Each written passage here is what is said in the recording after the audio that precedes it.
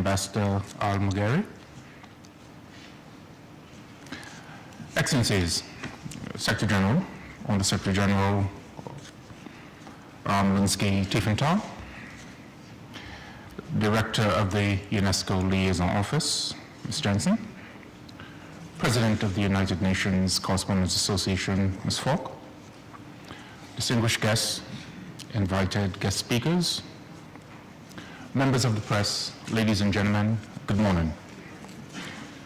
I'm pleased to join you today as we collectively commemorate World Press Freedom Day and highlight the numerous contributions of journalists and media in building democratic, peaceful, and sustainable societies.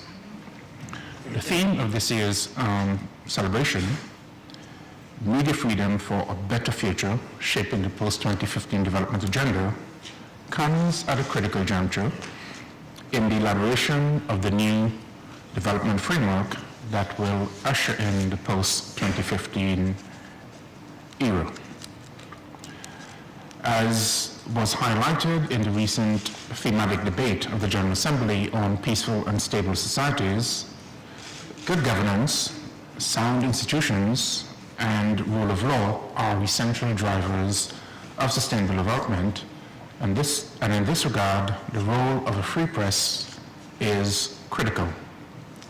Freedom of expression and freedom of press are first and foremost fundamental rights, and they form an essential pillar of democratic societies. When journalists are able to report freely, they support informed citizen participation in political and social processes and promote civic engagement. Distinguished guests, ladies and gentlemen, it is a widely held view that journalists and the media have a collective responsibility to independently ensure that the acquisition of newsworthy information and its subsequent dissemination to the public adhere to the principles of truthfulness, accuracy, objectivity, impartiality, fairness, and public accountability. By fostering transparency and government accountability, the voices of free, pluralistic, and independent media contribute to public debate and good governance. In addition, the reach and influence of the media, both traditional and new, can be instrumental in bringing about social change. The global challenges we face today are of such magnitude and scope, they will require all of us, men and women, young and old, from north and south, to change the way we think, relate to each other, engage in recreation, consume, and do business. Being well informed is the beginning of making good choices. When journalists give a voice to marginalized populations or raise public awareness on issues such as health, discrimination, corruption, or sustainable modes of consumption, they contribute to shaping public opinion and behavior and can help bring about profound changes needed to achieve our development goals.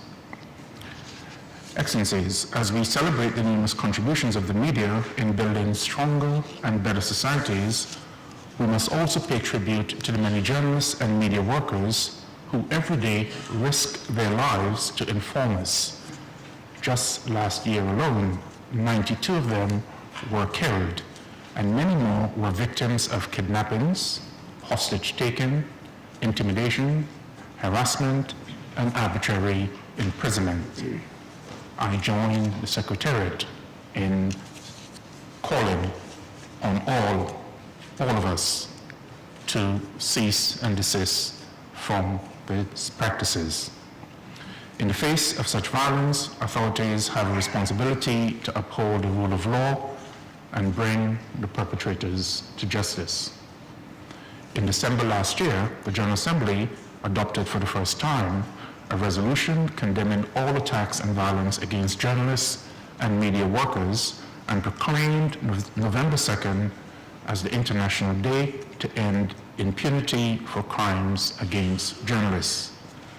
Our Assembly called upon Member States to promote a safe and enabling environment for journalists to perform their work independently and without undue interference. In this regard, the UN Plan of Action on the Safety of Journalists and the issue of impunity is an important multi-stakeholder mechanism.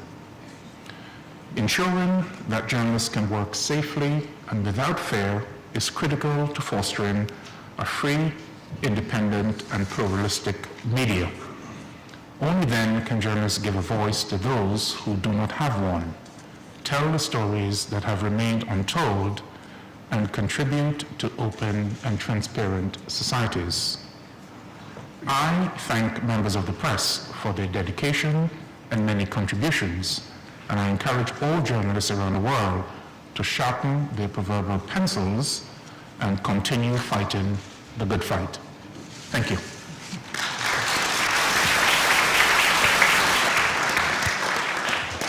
Thank you very much, Mr. President. Our next speaker is Her Excellency Mrs. Luther Al